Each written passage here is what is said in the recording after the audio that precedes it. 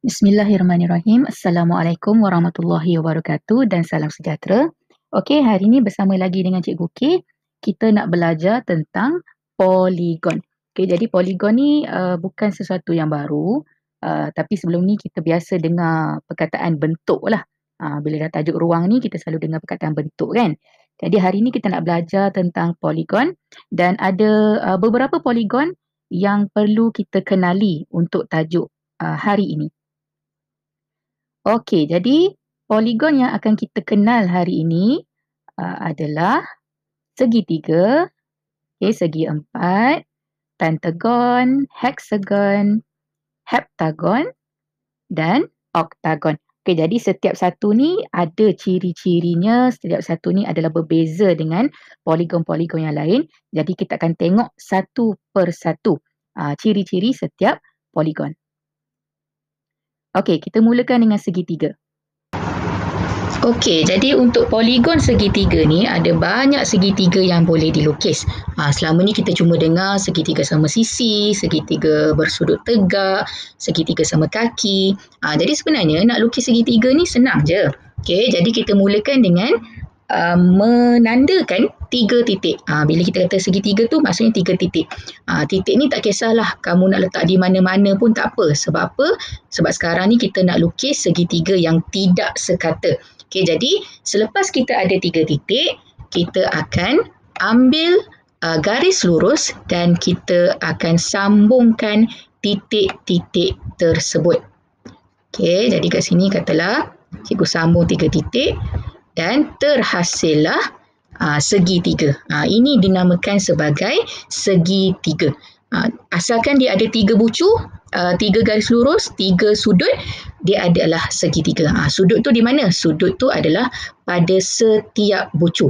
Okey, dan masa kita darjah 5 kalau cikgu tak salah, kita dah belajar macam mana nak mengukur sudut. Jadi mengukur sudut mestilah kita kena ada protektor kita.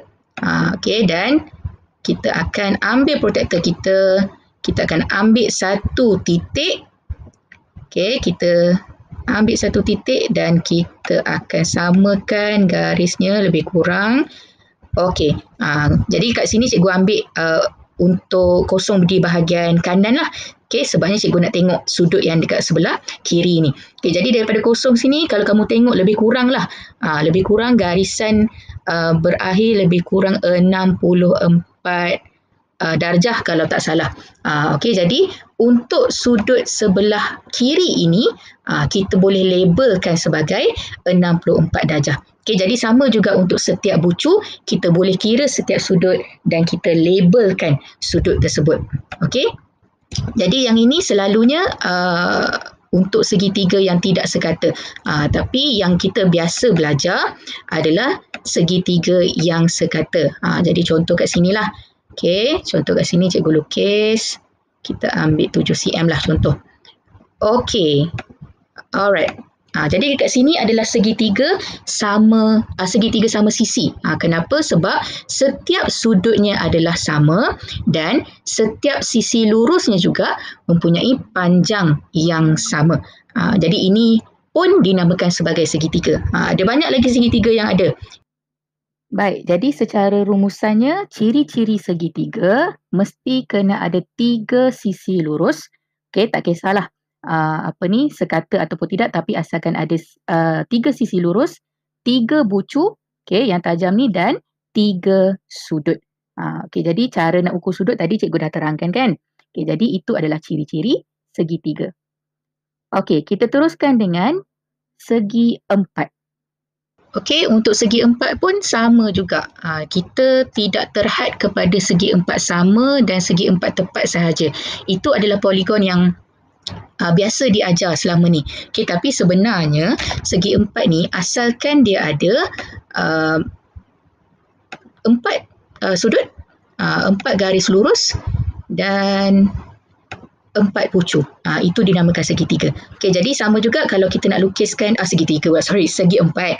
Okey, jadi sama juga kalau kita nak lukiskan segi empat, kita boleh tandakan dulu 4 titik, kemudian kita sambungkan titik-titik tersebut. Okey, jadi kalau kamu tengok dekat sini, ini adalah segi empat yang tidak sekata. Maksudnya dia tak sama bagi setiap garisan lurus, bucu dan sebagainya. Okay, jadi bila kita dah ada segi 4, kita boleh ukur sudut bagi setiap bucu. Okay, jadi sama juga ukur sudut ni mestilah kita kena ada protektor kita.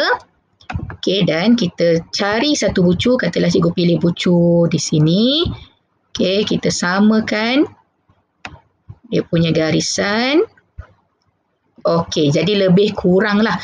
Okey, cikgu ambil kosong dekat sebelah kanan. Jadi ukuran sudutnya kita ambil di sebelah luar juga.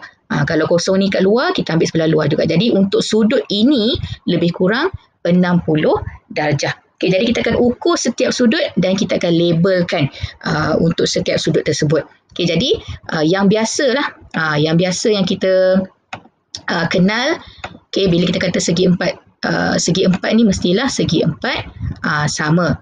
Okay, kenapa kita panggil segi 4 sama? Sebab setiap sudutnya adalah sama dan kamu tengok kalau dia punya sisi dia, kalau satu sisi ni 6.4 cm, yang lain pun sama juga. Okay, kalau kata cikgu tukar, katalah satu sisi ni 5 cm, yang lain pun akan jadi 5 cm juga. Okey, jadi kalau kita tengok contoh kat sini, katalah cikgu ambil yang ini. Okey, contohlah cikgu ambil yang ni. Okey, yang ini pun kita namakan segi 4. Kenapa? Sebab kita ada 4 sisi lurus, 4 bucu dan 4 sudut. Okey, jadi sini katalah cikgu, ni konon-konon lah kita dah cari sudut dia. Jadi, bila ada ciri-ciri tersebut, ini juga dinamakan sebagai segi 4. Okay, jadi tak kisahlah bentuknya macam mana, asalkan dia ada 4 sudut, 4 garis lurus, 4 bucu, itu dinamakan sebagai segi 4.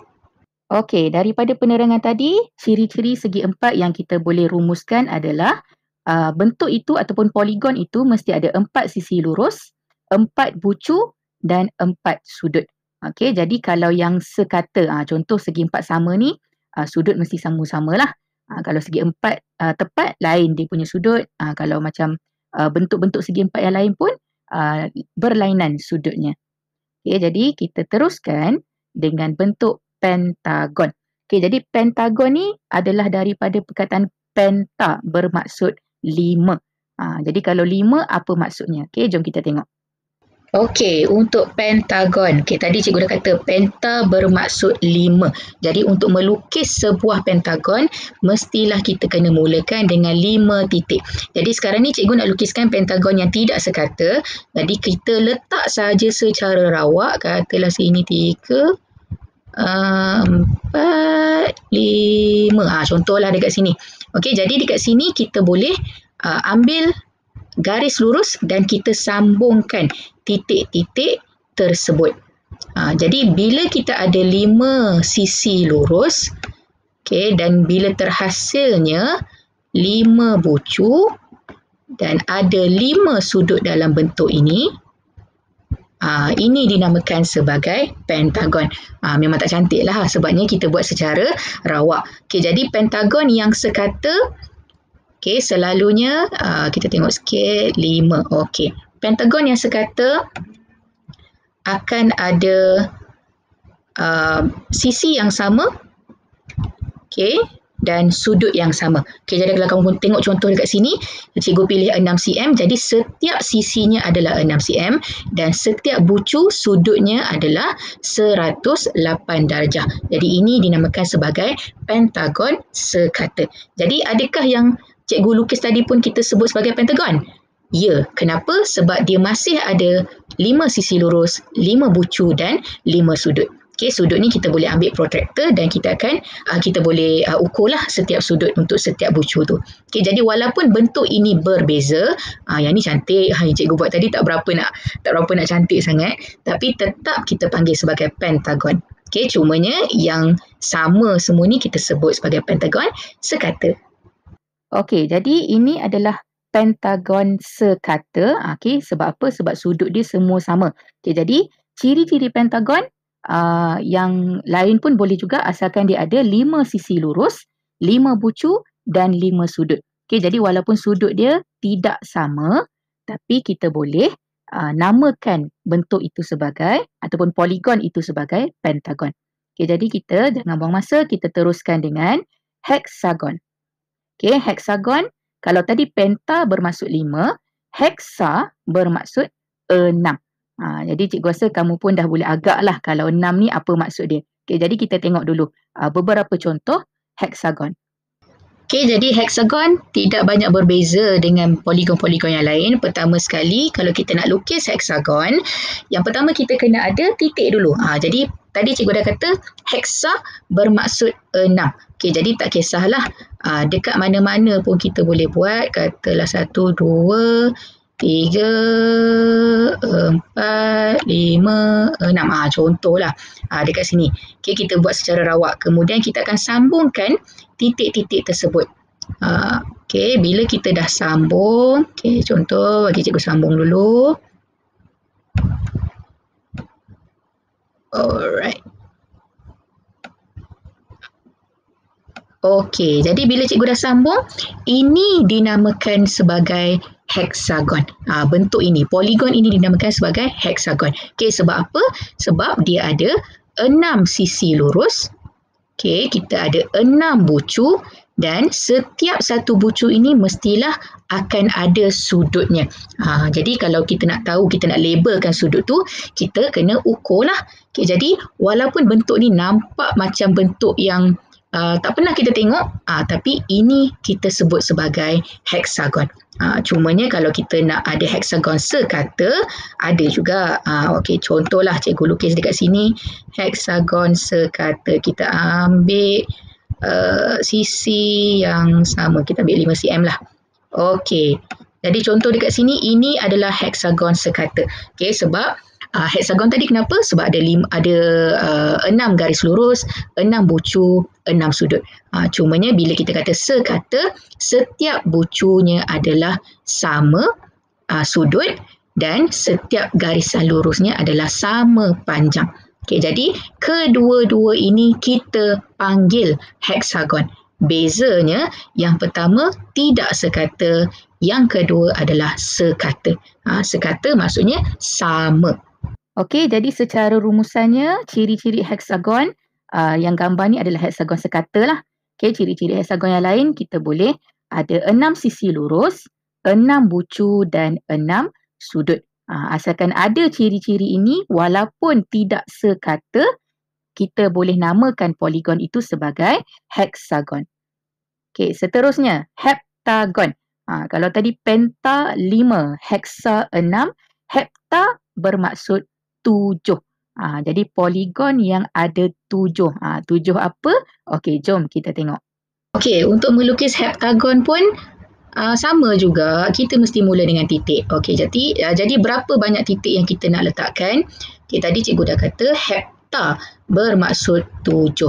Okey, jadi contoh kalau kita ada 7 titik, 1, 2, 3, 4, 5, 6, 7. Okey, contohlah.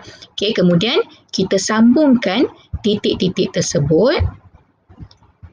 Okey, kenapa kita sambung? Sebab kita nak membina bucu dan sudut tu. Okey, katalah kita sambung. Alright. Okey, nampak pun dah macam bentuk 7 kan.